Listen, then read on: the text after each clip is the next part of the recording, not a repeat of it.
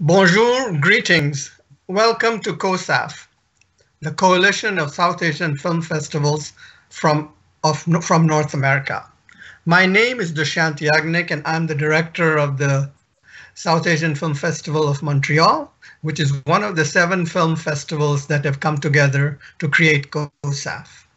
CoSAFF is the largest South Asian film festival created in response to the COVID-19 pandemic and in support of South Asian filmmakers and festivals, including of all South Asian voices around the world.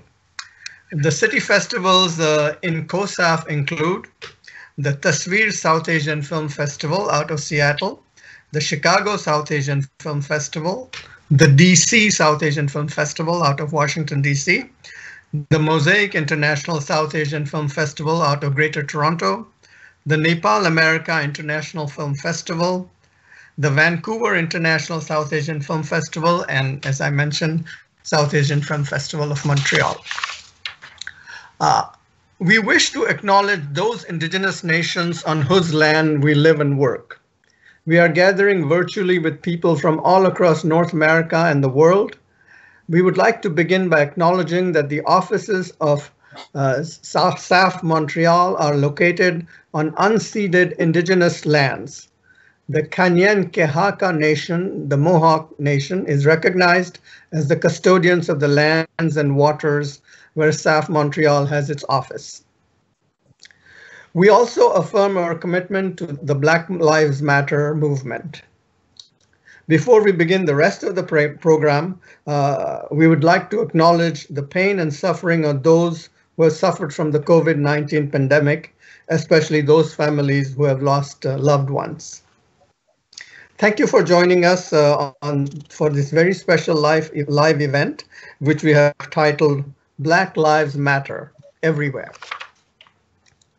We'll be taking audience questions and comments during this panel. So please send your questions to our panelists at www.slido.com using the event code 38394.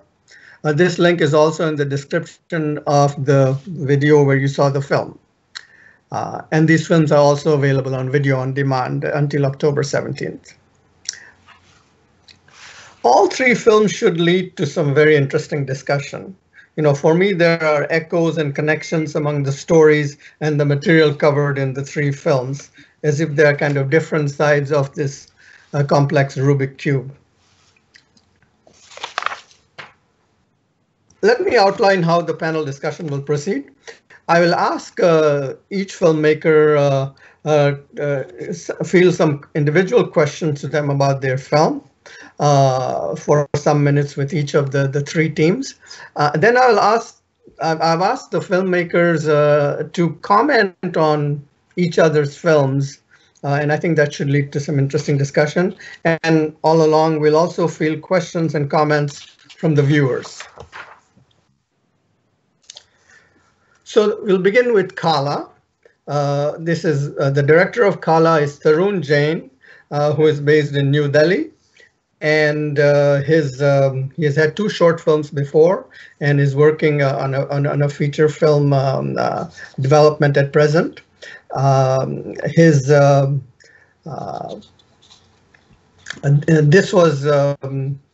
earlier films have been screened in many festivals. The first film, Akhir at Last, and the second film, Amma Mary, My Mother. So Tarun, tell me about what inspired you to make this film. So I was in 2016. I was working in one of the leading news channels, and also freelancing for working on reality shows for the other media houses. When I came across that these stories that the attacks was happening on the African students and Africans largely all over Delhi, UP, and NCR region.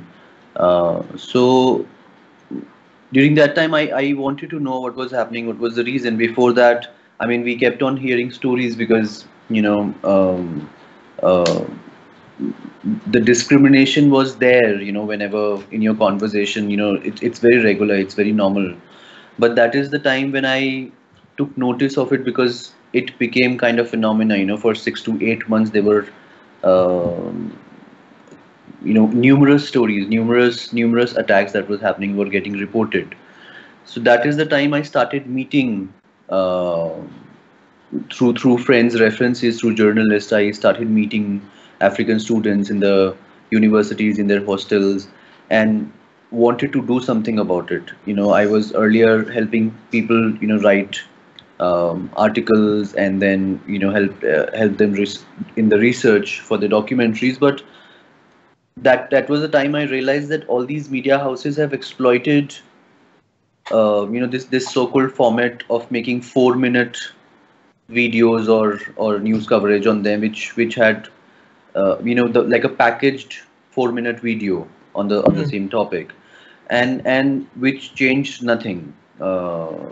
It was just like another content from every media houses. So there was a lot of resistance from the African community who I met, because they were thinking that the media houses have used them and nothing has changed and nothing has happened, and the government has not accepted it, and they're calling it a law and order problem, rather than accepting that, this is racism. Mm. So that is when I you know I while while I was in touch with them for some time, I started thinking about making a film. So I was thinking if I could pull off a longer film, because that will have a larger platform. But then the research and writing took a lot of time. So then I came up with this short story, and I wanted to do it all outside at night, when put this character in a situation where he would be really scared. Mm. So the whole idea was to not, like, Jude is a non-actor. He's a student in a university. So we took him to the location only once, and then just took him there on the day of the shoot, Mm. and asked him to perform. So gradually, and we shot it chronologically. So he was Mm. gradually opening up, and while facing the racial comments from the people that is there in the market. I don't know if you this market, Hoska's village, is the popular hub there, of like a party hub, and we shot it over the weekend, Friday, Saturday, Sunday, in January. So it was very cold, a lot of people there. Mm. So I wanted to capture, I wanted to experiment with that. I can't prepare him a lot with what to do. So I wanted to have his, reactions more, Mm. when somebody, comment on something, and I wanted to see how he's dealing with it. Mm. So, I mean, this idea, I mean, originally it was not there, but it gradually came to me, and I gradually started doing it, and then everything. As soon as I found Jude, and I thought that he was willing to do it and he could Mm. pull it off, then I started making it. Mm. So Was there was a lot of the scenes improvised, and the dialogue as he was confronted with a particular insult, or that the script was well thought out and written? Can you expand on that? yeah, so it was a longer script. We had many scenes where he stays. Also, the locality where he stays. There was a couple of scenes in the beginning with the cops. So, and also throughout the film, which we removed because, like I said, I wanted to get his reactions, on things, and he didn't reacted well to some of the situations, Mm. and he was getting scared and he was not very comfortable there. So I was, for example, there is a scene in which somebody shouts from the back, "Oi Kali, kahan ja raha hai?" So that was the scene which happened there itself. Hey, Somebody Blackie, actually. where are you going? Yeah, and that is the time when some that this really happened while we were shooting. Ah, okay. Yeah, because the cops got to know that we were shooting, and suddenly the information spread that there is an African guy shooting in the area, and probably some film is getting shot. So everybody was curious, and as soon as they saw the camera and the African boy, walking in front of the camera, everybody was just gathering for 10 minutes and going away. So a lot of these things we got on the day of the shoot, and we improvised the chase. For example, there was we shot a lot of chase sequence within the crowd, but then it was kind of dangerous because most of the people were drunk there. And this is basically this place is a village in South Delhi, which has now turned into a party place. So like a lot of conservative attitude. So this is how we Yeah. Yeah, Tarun, I'm watching the time. So I wanted to compliment you on how economically you have also included so many, in a little detail where, the mother saying the black monster will eat you, behave, the Nelson Mandela mark sign, and the tattoo on the doll of the gang leader, which says Aham Brahmasmi, I am divine, but then she is this doll who has these, attitudes. So I thought, and the stereotypes about the black, sexually strong black man, and that India's own colorism and shadism with the darker one in the group, who is the one who pushes away the bhai, the leader of the gang. Yeah. So very, very economically and tightly done. It was quite, and while the story moves so well. And, thank you so much. Thank you. Let me turn to the next. We'll come back. We'll have views from the other filmmakers. So the second film is First and Last, which is directed by Badar Tareen, and he's here. He was also the co-screenwriter along with Aliesha Jain.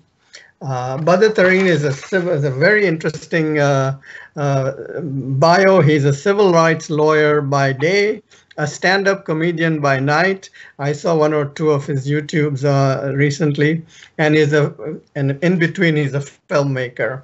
Born and raised in a South Asian Muslim family in North Dakota, he's passionate about using film to explore racial and religious identity. Aliesha Jain, who is the co-screenwriter, whose daytime work is in project management. She says she spends her free time writing short stories, screenplays, and whatever strikes her fancy. She is passionate about examining the immigrant identity and the accompanying challenges of cultural assimilation. Badar, then I'll ask, and Aliesha, maybe Badar first. Again, what inspired you to make this story, write this film? An area that's not usually looked at, black-brown relationships.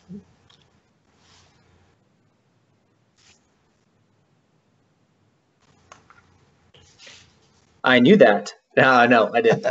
Thanks for having us both. And I just want to give a shout out to both Tarun and Yasir. You both had really great films that I think Aliesha and I both enjoyed watching very much. And I do find it interesting that the word Kalu was used in your film, Tarun, because that was one of the most important lines in our film that comes up later on. But right. Yeah, so I'll let Aliesha chime in after I kind of talk a little bit about it. But this is both of our film together. It's a labor of love, and we're both American South Asians, and oftentimes there is this racism against African Americans that we as Desis just don't talk about, but it's very prevalent. And you could even see it in more modern contexts, like Indian Matchmaking on Netflix kind of talked a little bit about colorism and racism in our community. And we just felt it was really important to show that it's not just prevalent in like older generations, but amongst woke millennials as well. And it's oftentimes in the romantic context. I see it here.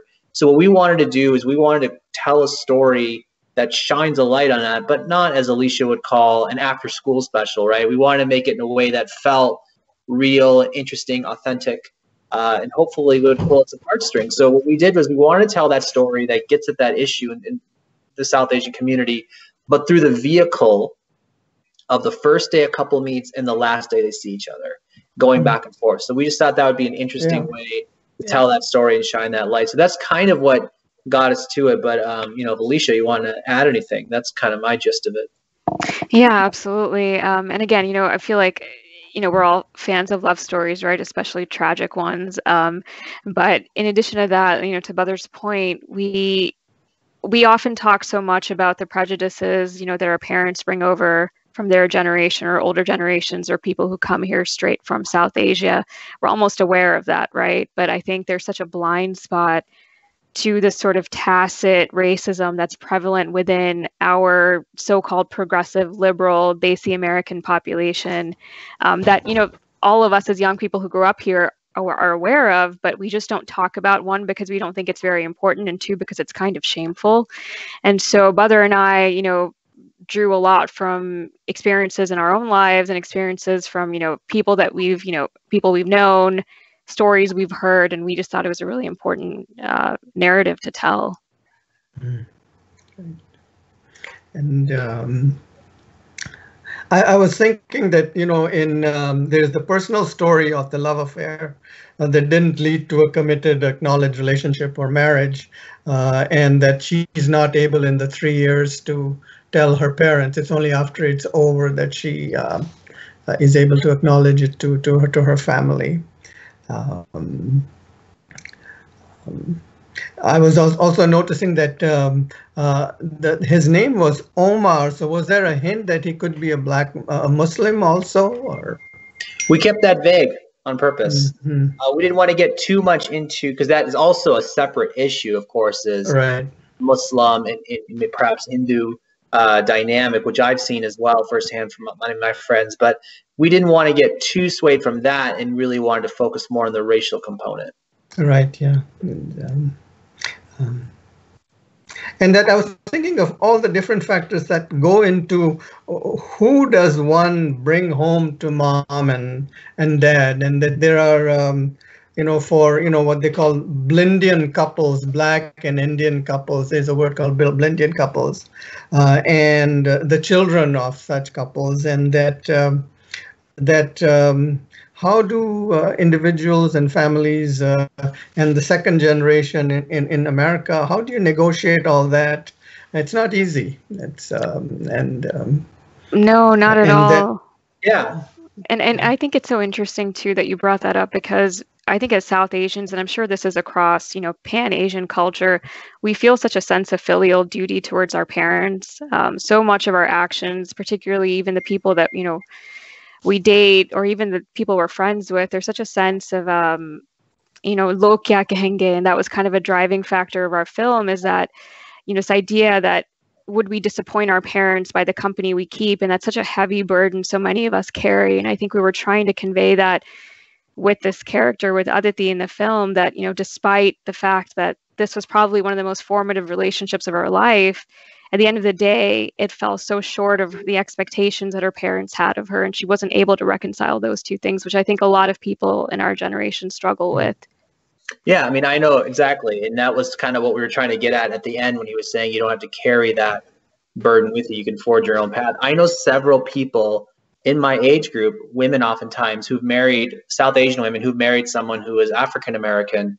And a lot of times their families either not only disown them and don't even see their own children, but others will just still have that kind of cold reception because that man is Black, even though he may be the nicest guy, good job, and all those other things. It doesn't matter. And I just want to clarify that it's not just about the fact that it's someone who's not Desi. It's specifically someone who's African American, because I feel that there's a much more of an acceptance is if he were to bring home a guy who was white, right, or of a different race that wasn't necessarily African American. So that was just something that Aliesha and I really felt strongly we had to hone in on, and I think you, Aliesha, articulated it really well about that burden that we carry. And that, you know, how that being, how to have a brown identity versus a white identity, a Black identity, and how one negotiates that as you know, in America, in second generation America. that there are some South Asians who are able to move into white suburbs, and so they feel they have more of this illusion of proximity to whiteness. I read this phrase, and that, and that will it be kind of easier to merge into that, and then this others, which will bring a lot of other issues and consideration. So again, thank you for showing this, making this film. My one question I had was, how did you make the decision about not subtitling that very haunting, beautiful song? Because the lyrics are also meaningful, about this. It starts with the springtime love at Holi, but that what happens in autumn and winter.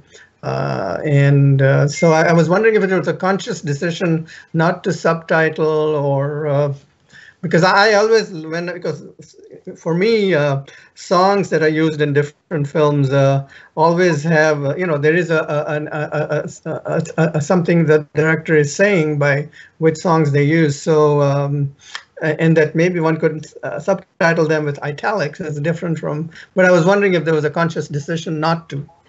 Well, it's funny you mentioned that. I think that we decided, I think correctly in this instance, is to aim for the more subtle and for the more nuanced.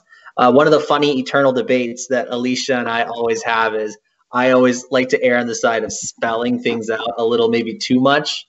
And I think sometimes she might err on the side of maybe not spelling things out. And we decided that for the purposes of this particular moment and scene, we thought that the music and the performances and how it feels really conveys what we were trying to get at, even if the word for word translation isn't there. So right. That was we had a lot of discussions about that. But yeah, it's a good question. Yeah. I will again, there'll be more questions and comments from each of you. So I'll turn to the third film now, and Markings by Yasir Masood. He's a Muslim American filmmaker from Houston, and he likes creating work that expands and champions national conversations on migration, masculinity, and the working class experience in America. His film was on the official selection at the Los Angeles Asian American Film Festival 2020, and at Flickr's Rhode Island Film Festival, it was a semifinalist. So again, Yasir, tell us about your film and your background that made you want to make this film. And yeah, the film was sort of incepted with the realization that I was going to leave home. So I'm from Houston, Texas, and I shot the film exactly kind of where I'm from, or where I spent most of my childhood. And I knew I was moving to New York City just to sort of like broaden kind of, my career and kind of be in a better position to be a filmmaker and be more in line with the industry. And so I knew that I had to create something that sort of captured how I grew up, because that's something that I never really found. There's a lot of, coming of age films, I think, throughout, many genres and for many types of people. But there just wasn't a coming of age film that spoke to me and kind of captured the essence of like my community and the kind of intersectionality of my community and my friend group. And so I really kind of wanted to capture that and solidify and sort of like, I mean, this is a big word, but like kind of immortalize that moment and those friends that I had. Before I sort of ventured off and left home. I wanted to do that, and I wanted to honor sort of, how I grew up, especially, especially if maybe you could help somebody, right? See more visibility for their experience, not even necessarily like the Desi American, but like, the Desi working class experience or the Desi like city experience. I wanted to do those things, and then I also wanted to sort of just have fun with my friends and give them an opportunity to, tell their stories, and tell them, tell us what makes them them. And so that's just like kind of what I set out to do, and that's what I wanted to do like before this film. And then the weekend after we shot it, I like packed up all my bags and moved to New York City. So. Wow. And,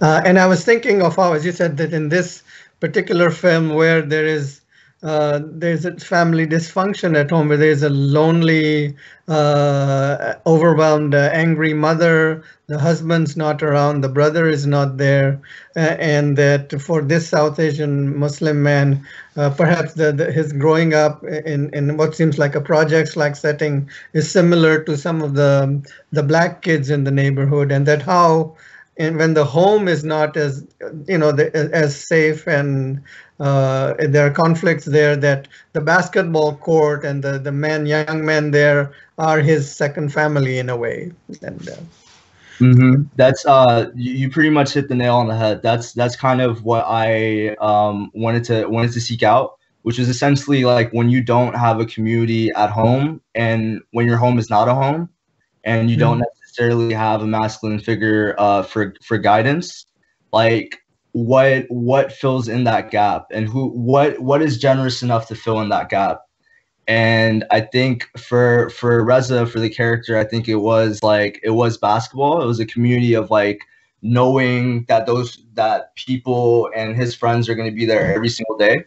Because that's like synonymous with how I grew up. It was like all right, like 5 p.m. Everybody that I know in the neighborhood that's a friend of mine, we're at the same place, right? And it's not even just for playing basketball. It's just for hanging out, shooting the shit, stuff like that. And it's all different types of ages of people and stuff like that.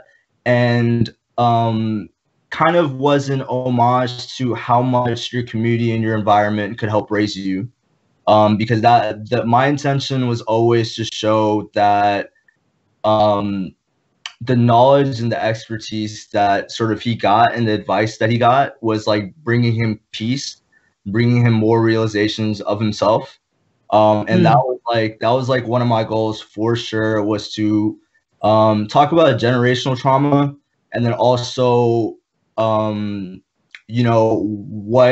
where do you see guidance, and where could we see guidance, like when you don't necessarily have advice at home, or sound advice at home, or sound parental figures. Another thing that I wanted to show was that I think there's like a big model minority kind of thing that happens in like how we're portrayed in the media. But there's not a lot of discussion and a lot of representation on families that, are one parent households, or, no parent households. And it's almost like in our community, we don't allow ourselves to, have families that are divorced and things like that. And we don't see that in our own media, but that's like so far from our truth, right? At the end of the day, like Muslim Americans, Pakistani, Indian Americans, like we have our lives and we have our stories, and it's not necessarily always perfect. It's not necessarily always the model. And I think that for me, it was like a responsibility to try to show that, to try to broaden how our experiences in the media. And I think how you leave things unresolved, that there's sort of an uneasy peace. He's out for the day, comes in after the angry, mother throwing the shoe at him, and then he comes home in the evening, and they're watching, I think, something like a Bollywood film. There's some connection there, but then again, like in Badar and Aliesha's film, where you hide your true part, he's not showing, going to show the tattoo. And I was particularly, the tattoo he has chosen is, I think it's a grenade, right? And that again, I for a while I couldn't catch what it was, and it was my conjoint's grandson, who is 10 years old. I thought it looked like a contorted face or a heart, so I asked him what it is. He said, "That's a grenade." And the rage and expressed in that, the unreleased rage of what's going on inside and at a social level. I thought that was very good, very, very well shown. Again, the same question about that for me, that the lingo, the language of the hood, that for me the words are so important in some of the rapping, and that again, I had to strain to catch it. again, your decision to not sort of to leave it like that and make people stretch to get it. Right. I mean, it comes from a respect of of language. I wanted to be respectful of the English language, and sort of yeah. I mean, I don't think at the end of the day it's like if we don't understand it, it doesn't necessarily mean that we need it to be spelled out, because at the end of the day, like, we have to treat it the same way how we would treat our own languages, if that makes sense. But the grenade thing was, as a writer, I wanted to tie in, and I don't know if you caught it, and I don't necessarily want to spell it out, but it was sort of like his mom compares his father to Grenade. Mm-hmm. And so that was sort of the underlying, and I think maybe in this case I maybe have failed and made it too subtle. But that was sort of what I was trying to go for, was that you have this his mom speaks about his father, but you don't necessarily see his resentment and him missing his father. And so his tattoo is an homage to that. Okay. An homage to sort of that ancestral presence that isn't there, and that to the blood that flows through him. But I mean, I try to make it very subtle, just to like, for who does catch it, like, for it to be, I guess, a big payoff. But in this case, I feel like I could have been maybe a little bit clearer with that, which was like, yeah, that's kind of what I think about that. Let me, before I ask you to talk on each other, so I'll just look at one or two viewers' questions and see if there is. So we'll have the viewers' questions too.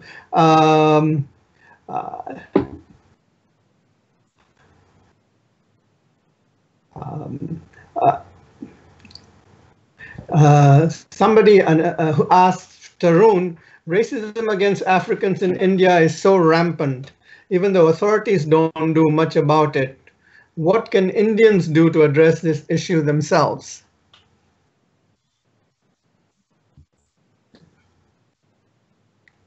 Did you hear the question, Tarun? Yeah. Yes. Yeah. Can you hear me? Yeah, my mic is on. Yeah, okay. So it's like everybody, I think, for a very long time has been trying to work it out, but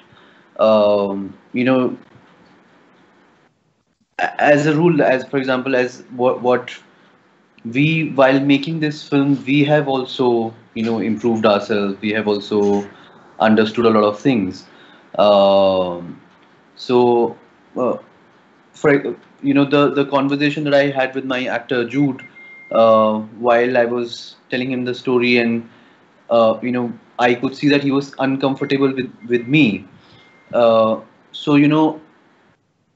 I think what I asked him, that if after having a conversation for 1 hour, and finding so many similarities between our homes and what we do and how we grew up, I asked him that were we able to fill this, were we able to make a bridge so that we can be more familiar with ourselves. So he said yes, and then that is when we got comfortable with each other, and were communicating well, because there's a lot of age difference also. So I think it's for me, what worked is information. The more informed I was about each other's culture, not only Africa, but any other culture also, I get more familiar, and I can connect more with people from different countries and different religions and different places. So that is my take. If we try and not use prejudice before understanding the culture, before reading about it, before finding the information that we need, I think this will help us not to look at people differently, not to look at them as aliens. And then after that, I strongly feel the government plays a very big role, because especially in India right now, we look at these leaders as if we want them to, like, for example, we follow them a lot, and if somebody does good, then we are also motivated. So this is kind of disheartening that the government did not accept this as a racial problem, and they said it as they declared it as a law and order problem, which is when we were not able to, nobody was able to figure out and point out and accept that there is a problem, because if they have not accepted it, they cannot counter it. So, Right. so yeah, I mean, for me, I think information is very important. If you keep Right. yourself informed, then it's better for everyone. And then, you talk to anyone as if you know them or you want to know them. Yeah. Yeah. And I think that both, whether at an individual or a community level, when people have their inner insecurities, whether from past grievances, and then when you are in the majority, you're still feeling like a victim inside, but then you end up persecuting and scapegoating the other who looks different. And Right. the more we reflect on that, and we have leaders that kind of help us reflect on that, that's how you come to terms with that. But this is happening all over the world, of othering and scapegoating, sadly. Yeah. Correct. Arshad has made a comment for Yasir that he says he loved markings. This should be a feature. Do you have a plans to tell a larger story? Yeah, I do actually. Not necessarily for markings, but I think everything that I do like is gonna have the sentiment and sort of that visual poetry, I guess. And so that is what I'm trying to. I mean, that's just kind of where my strength has sort of lied as a filmmaker. But yeah, I'm working on a feature film. My brother actually, who acted and starred in Markings, we're shooting to go into production in March. And it kind of has a lot of the same themes, but it's very New York City based and very proprietary to New York. And it's going to be a lot about the American experience here, but then also just the human experience in New York City. So we're collaborating on that, and yeah. So, but that's very kind, Arshad. Thank you so much.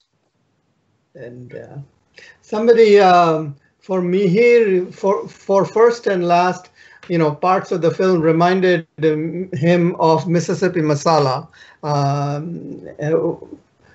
Again, the question: why do you think there is such discomfort among South Asians about being with Black people?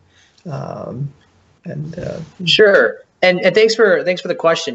With Mississippi Masala, what we thought was what's different about this one was that was kind of about the parents maybe not approving of Denzel Washington or someone because he's African American. But this one is kind of the next step of how it is now, in the sense that it's not even about necessarily the parents. It's our own generation having these racial biases. We are American born, and we're still inheriting this disease, this racism, in even these very subtle ways. Like, we may think of ourselves as progressive or woke, or we may complain about racial discrimination against ourselves because we see ourselves as Americans and equal rights, but we still have these biases. So what they did with the Mississippi Masala is fantastic, but we think this is a bit different in a different generation. The reason we think that these biases still exist is, I think that it kind of goes back to there's a lot of colorism, I think, in South Asia, not just in India, but Pakistan too.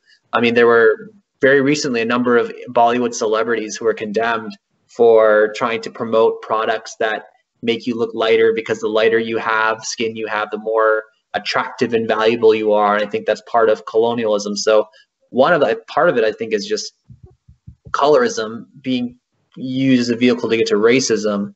Two, I think that part of it comes from racial stereotypes, that this idea that, if you're of this skin color, you are a lower socioeconomic status, and we're immigrants and we want to be at the higher socioeconomic status. So we're going to steer clear from these people because we don't perceive them as being as valuable. And I think some of that racism does get passed on to younger people, and it's internalized in a way that is unhealthy. So the best thing I think we can do is to call it out when we see it, and to live our lives in what makes sense for us. And that usually means not being racist. Aliesha, you have something to add? Or Yeah, I think, Badar hit the nail on the head. So much of that is just internalized, and it is just layers of colorism, I think, that we have that's generational. I mean, going back centuries probably. But yeah, just having that dialogue, and I think encouraging diversity in friendships, seeking out friend groups or seeking out friendships that don't look like you necessarily. I think sometimes, like, all of us racially can be very clannish, and I think making those inroads is so important, and just broadening your perspectives and your horizons. And to Tarun's point earlier, as well as just kind of normalizing things that seem very much like the other in your mind. And I think once you kind of look in your head in like the boogeyman in the face, it's really not so scary anymore. And I think so much of it is just driven by that fear of the unknown. There was this famous line during the Vietnam War, one of the cartoons, where it said, "We have finally recognized the enemy, and it's us." It kind of the self-reflection that's demanded, that all three of you have kind of, these films are and kind of a challenge to self-reflect at individual and community levels. I'd like you to each kind of talk about the other's films, or what thoughts you had on seeing each other's films. Maybe I'll ask Yasir if you've seen the other two films, if you have something to say, and then I'll ask the other. Yeah. I did watch the other two films, and I enjoyed both of them very much, and what they talk about a lot. Badar, I really appreciated your film from a storytelling element of how it kind of felt the stakes were always going up. It almost felt like it gave me almost like Get Out vibes, because it was like that mom called him the monster or whatever, but at the end of the day, it's like the Desi people are the monster, right? And it's like every single corner of what I believe is daily at night, it just felt like he had to encounter a different monster. First being like offhand, comments, rising to the gang, and then even when he sort of finds himself out of that situation, it was like the cops as well, or the police people in Delhi as well. And so I just from a narrative element, I just I really appreciated that. And then for Badr and Aliesha, I just loved what y'all's film was sort of talking about, and kind of what it stated out to do. And I think it was really nice. And I think the holy scenes were very beautiful. Thank you. And by the way, we love both your films too. Yasir, you had such hyper realism in your film. It almost felt like someone just took a camera of what's actually happening or what's going on in these characters' lives, rather than, cut, action, let's work with these actors. Like, it just felt, it's like almost like a Desi mumblecore, like so realistic. And it felt very personal at the same time. Tarun, we loved your film too. And I just felt that you did such a brilliant job of bringing the audience and giving them the perspective of the protagonist. Like, I really felt, even for the slightest of moments, I could kind of maybe was walking in his shoes with him. I was with him the whole time, and I don't know what was going to happen and what he faced. It was just brilliantly executed. I'd be curious to see how you did the lighting for that, because I don't know how you got that on the street and if you could see everyone so well. But yeah, both of you guys did great films. I really enjoyed them both.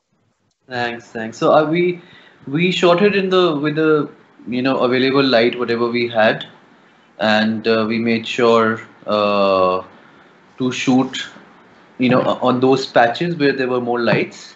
And recently they have also installed these white LED lights on the streets at different parts, so we could get the white and orangish look for the film. So this really helped us, but we didn't use any other light in the film, like not even in the house, not outside. It was just shot as is. So yeah. So, and about your films, like I really was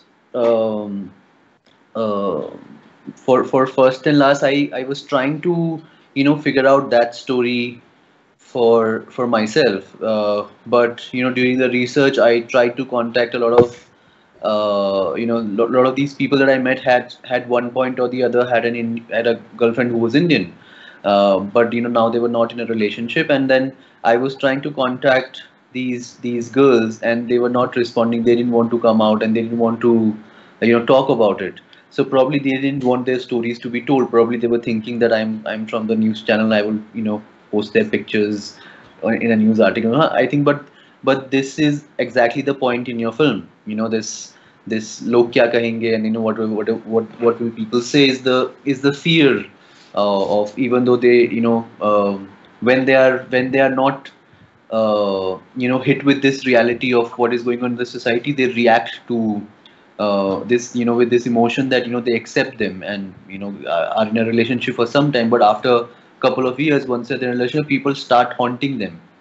They start getting reactions from friends and families, and they just want to get away from it, which is kind of sad part. But and Yasir, I think yours was kind of a learning for me, because I'm not familiar with this, with this setting.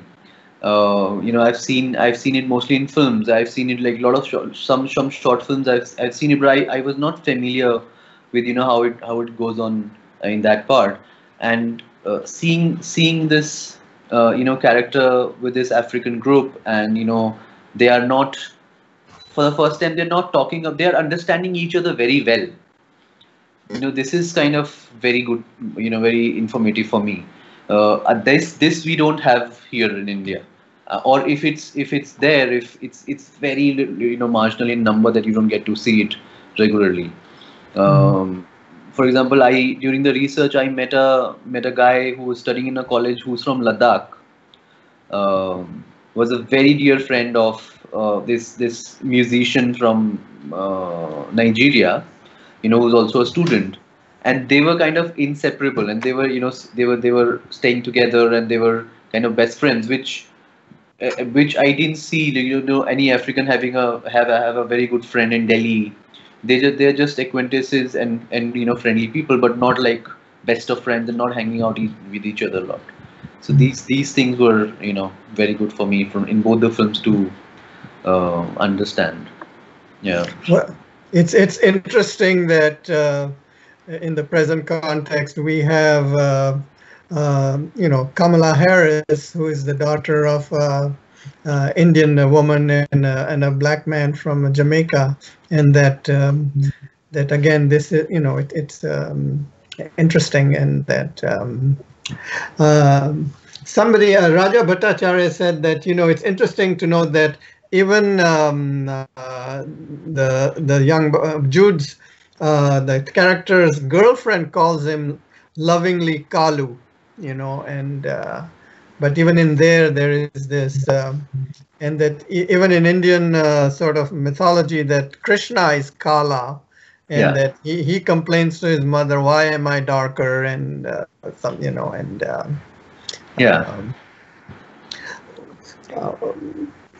I just wanted to offer a couple of thoughts as well. Sure. But yeah, loved both your films. Oh my gosh. Tarun, it was just that anxiety that the protagonist felt was so palpable, and the way that you filmed it, it just felt so it felt so menacing, and he just felt so vulnerable, and you were able to capture that so well. I was just like, my heart was in my throat watching that, because I just didn't know how it was going to end, and I was just so worried for this guy. And I think for anyone who's traveled back to South Asia, I think we've all kind of in different ways witnessed that degree of discrimination and racism, and so casually, right? Like, this was probably one of the worst instances of it, but we've seen it in such a casual manner. And I think you captured that so well, being a minority in a predominantly homogenous country, where clearly the majority finds you unworthy in some way, almost kind of doesn't understand why you would encroach upon their homeland. And I think you captured that so beautifully. And then Yasir, I one of the things that struck me so much about your film was that the mother character, she's so scared that, you know, the company that he's keeping is in some way going to lead him down this, you know, path of indiscretion and debauchery or something, or criminality. And oddly, it's so funny because at home he's experiencing such a sense of like volatility, even if it's like very, very quiet and seething. But then this group that he's created outside of that is like the most stabilizing and normal force in his life that keeps him grounded. And it's so interesting to see that dynamic. And of course, she's coming from a place of fear because of everything that she's lost. And so I like that you were able to capture that, as well as just capture like the love that she has for her child and how that's kind of driving her to a point of irrationality. But yeah, beautiful, beautiful films. I love them both. Thanks. Yasir, can you comment on the place of tattoos in among those the people on the court, and what it meant for them, and how do you see them, and how do they see them? What does it express for them? Yeah. I'll talk a little bit about sort of where my curiosity came, and kind of why I use that as a narrative element. Probably because like a tattoo, that you cannot, there's no coming back from that, right? It's like, it's not very easy to take a tattoo off. So coming of age, it's like becoming a man, and once you become a man, it's like there's no turning back from that. There's no reclaiming your childhood. You know what I mean? And so that's why I was like, I needed a symbol for that. The second thing was that like tattoos are the perfect mechanisms for stories and meaning. It's almost like if you go to a party and you don't know what to talk to about somebody, or talk to somebody about, it's, you know, the go-to thing is like always like, you know, oh, like when you get the tattoo, what is it about, all this good stuff. And so me, I kind of use that personally as a way to talk to my friends and to talk to people that I grew up playing basketball with, to learn a little bit more about themselves. And you know, even as a kid, it's like, you know, one of the characters, Cruz, he's a little bit taller.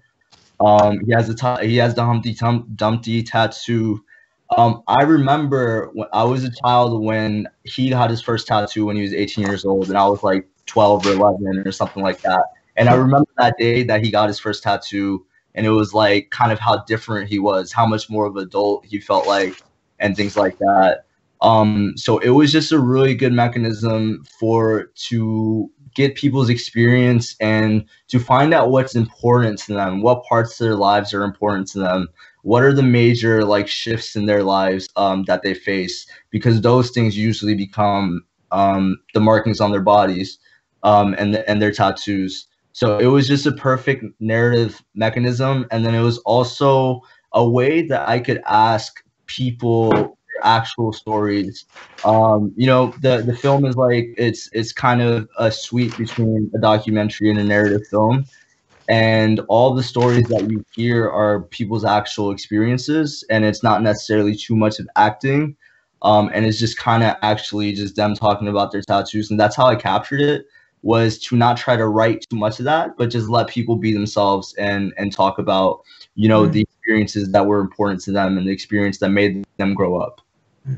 Just a corollary question, that Reza chooses a healthy outlet. He goes to the basketball court versus joining a gang.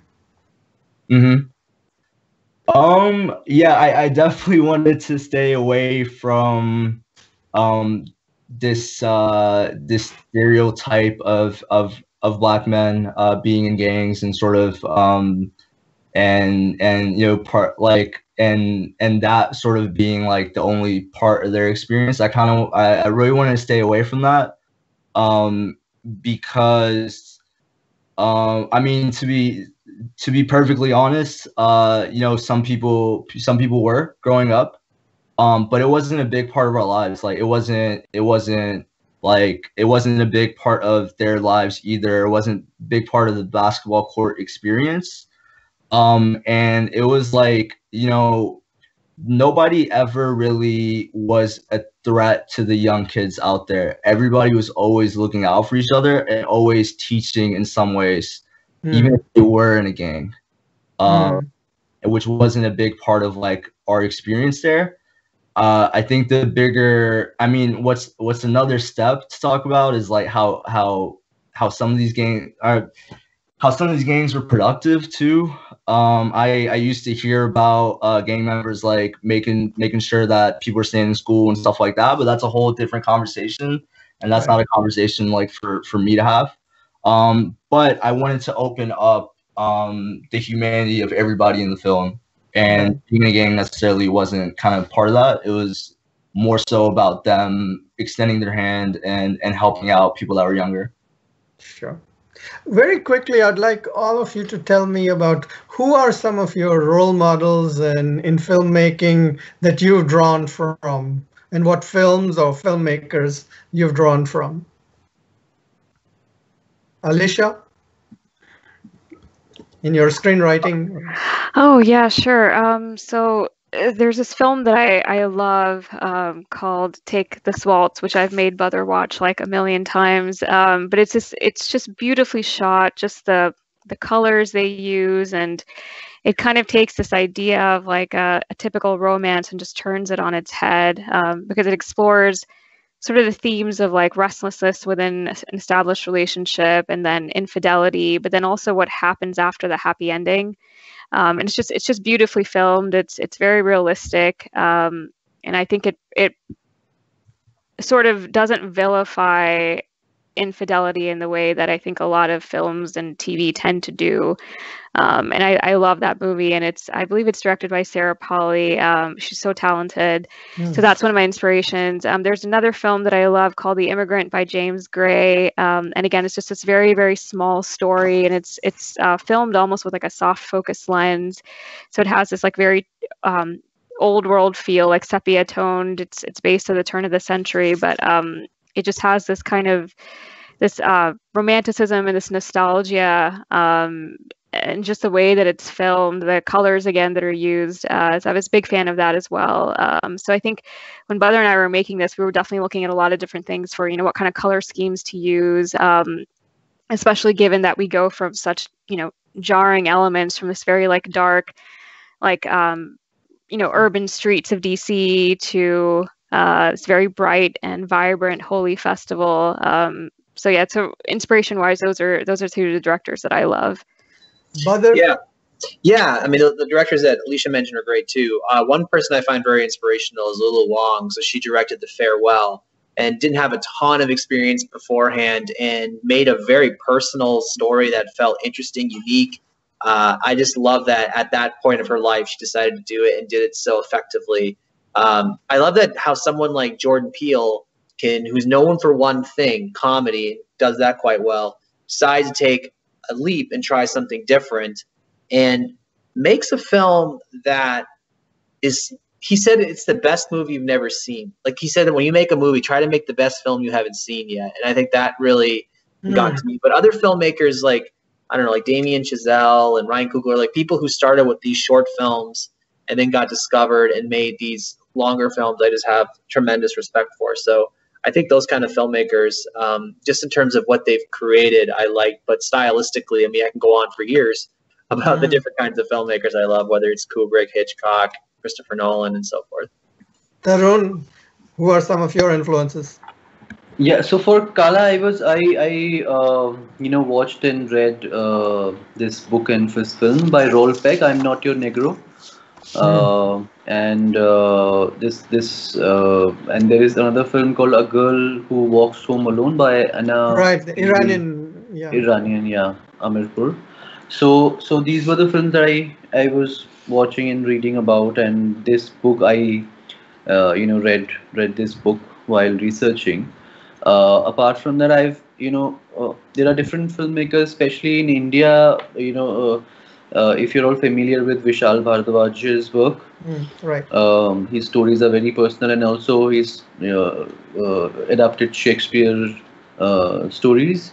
So these are the films, and like there are a lot of other filmmakers, of course, Stanley Kubrick, Christopher Nolan, Alfred Hitchcock, in comedy, Right. Charlie Chaplin, and all of that. I keep watching, but I am always on a lookout for first time filmmakers and independent filmmakers, and their personal stories. Yeah. Yeah, just Vishal Bhardwaj. I can't remember the name of the film on Othello he made, on Othello. Omkara. Omkara, right, yeah. Yeah. And Yasir, what are some of your influences? Some of the biggest influences were Spike Lee. Right. I think I almost ripped clean off a couple scenes when they're talking directly to the camera from He Got Game.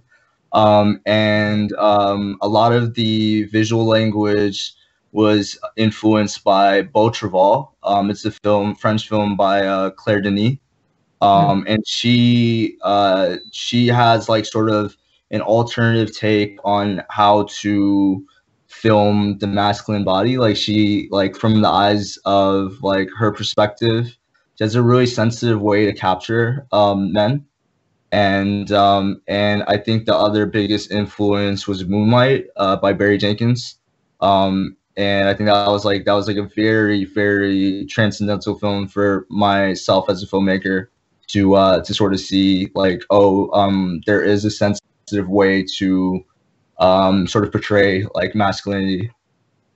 Great. Look, as we come to a close of this great discussion, I wanted to say I commend you for highlighting the situations and telling stories which don't have easy answers or feel-good endings, but that films that are troubling and thought-provoking, like the last monologue in Arthur Miller's Death of a Salesman, where the widow mourns the suicide of this ordinary person, the salesman. And she says, even for this ordinary life and his struggles to become part of a place in America, attention must be paid. It's a famous monologue. And that in your films, in a sense, by making these films, you're saying attention must be paid to these issues so that people can reflect and talk about it and grow from that. So I commend you all for that. Thank you. And thank you for making these films, and great discussion. Thank you. And so we'll stop here then, great discussion. Thanks for having us. Thank you. Yeah, Thank you so much. Yeah. Thank you. Yeah.